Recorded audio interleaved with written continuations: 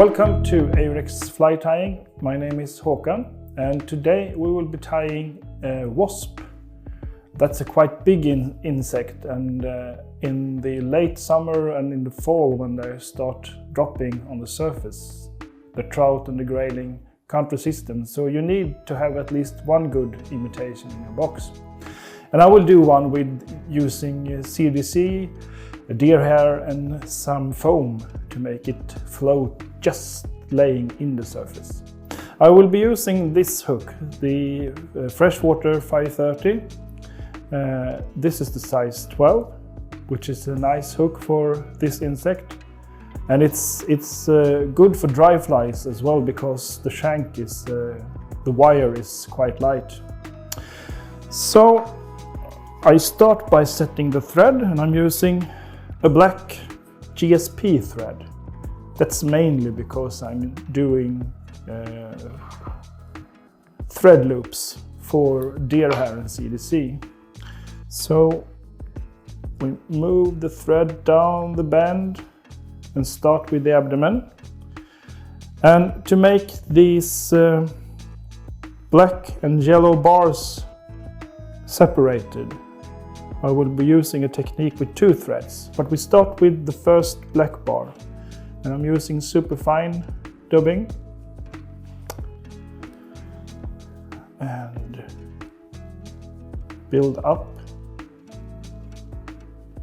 the first segment, and then I'm using the yellow thread for the yellow bars.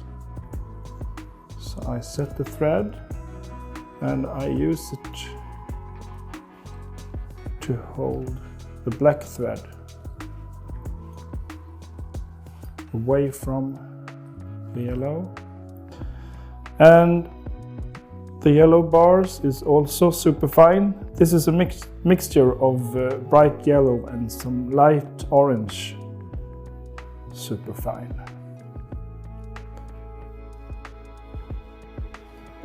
And then we need to cut off this one. And then we just make the yellow section on the fly.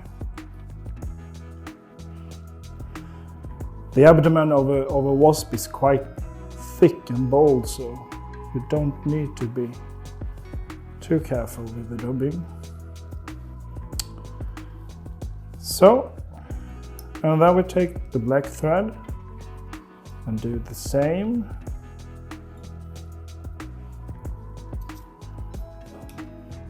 Take some black dubbing.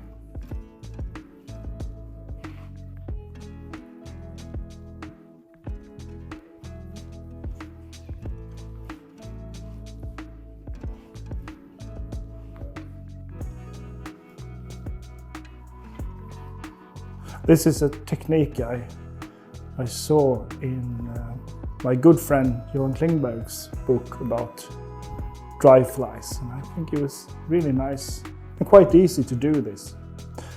And then we do another yellow bar. I'm doing 5 sections, 2 yellow and 3 black. So this is the last of the yellow.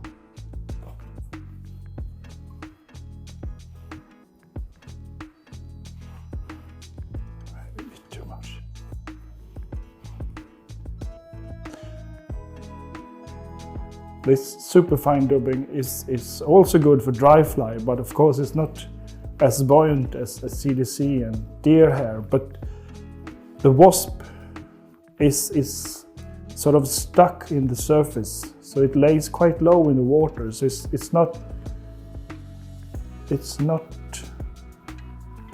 necessary to have the fly floating too high. So this is quite good. And then we just finish off the yellow thread, cut off, and then we make the last section of the abdomen with a black dubbing, like that.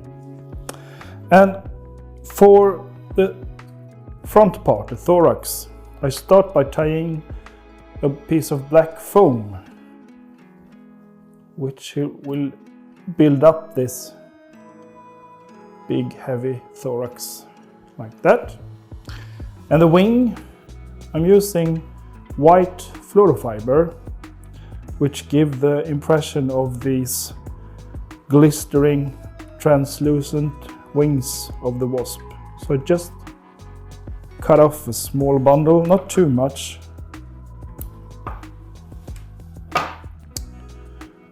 And I tie it in on my side first, just along the hook shank.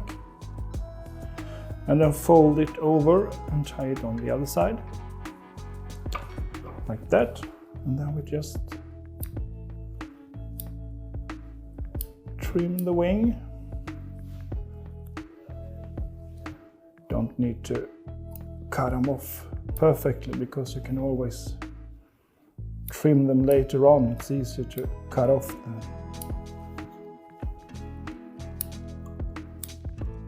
put on some more material. Maybe a bit shorter. And the rest of the thorax is CDC and deer hair. So I do one dubbing loop and just put on side. This is for the legs, which is deer hair. And the thorax is made of black CDC. So I use this clamp. And I don't want the fibers to be too long, so I trim off the length a bit.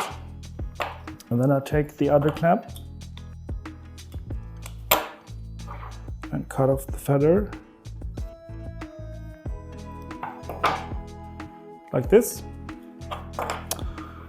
And now I make a second thread loop for the CDC. And a dubbing twister. And then we spin around. And when I got the CDC like this, I used the same technique as I was just using dubbing, because I don't want the fibers to stand out too much. I want them to build up quite thick and heavy thorax.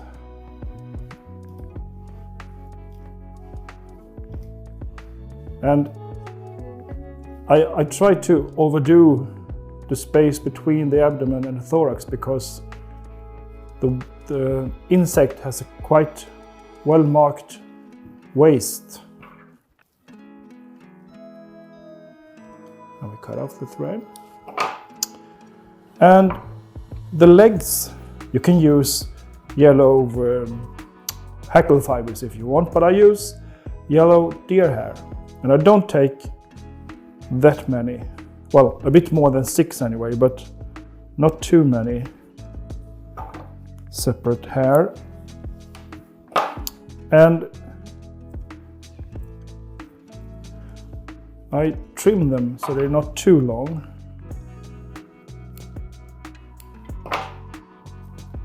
Like this. I think I can take some more off. And then I use a clamp because it's easier to handle it. And I try to spread them out a bit in the clamp. Like that. And now we take the thread loop, set the deer hair, spread them out even more. I don't care if I lose 1 or 2. And then we just twist. And then I sort of rib the thorax with this thread loop. 2 or 3 turns just to spread out the legs and tie.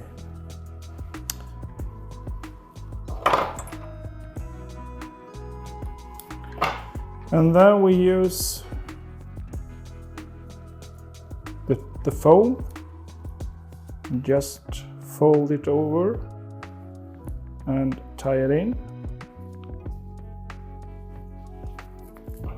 Be careful with this thread because it's so strong, so it's easy to cut off the foam. And I just